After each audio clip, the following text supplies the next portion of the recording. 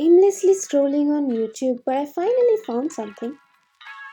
When making soap, Not sure if everyone knows melting pot soap, but they are really very easy to make and are super useful gifts. I don't think I'm gonna mess up anything today, but can't say. These are the things we need, and the plant is just for aesthetic purposes, so please ignore it. Before we start melting our soap, we are going to be making our mold, and I'm presently using the cupcake molds because that's the only thing at home right now. Sprayed some rubbing alcohol just to get rid of some of the dirt and dust, whatever is there. Then cut some loofahs and placed it in each of the circles, I can say. Chop soap, which is so satisfying. We're just going to make it into small pieces so that it's easier for us to melt.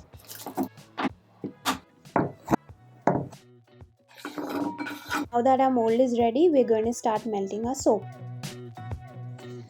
So we're going to fill this up with water. And this is one method, the double boiler. You can use the microwave, melt it in 30 seconds burst. But I just want to do this.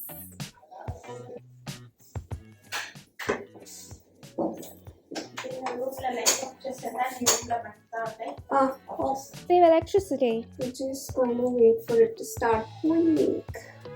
Water had to boil, not the soap. And it was taking way longer than I expected. I got bored. Finally it melted, and then we're going to add some essential oils because we need some fragrance, some color to make it look pretty.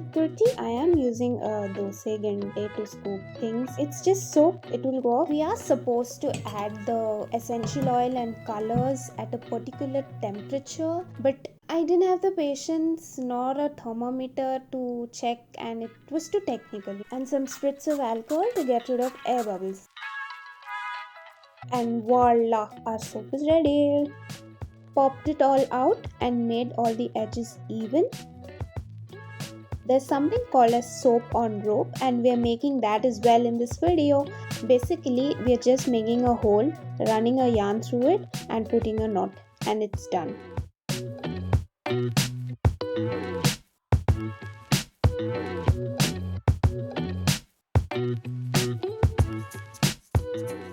Since they are handmade soaps, we need extra precautions, so we wrap them up because our soap will start to sweat. I know it sounds weird, but it really does form like a watery layer because it's, I think, exposed to moisture or something.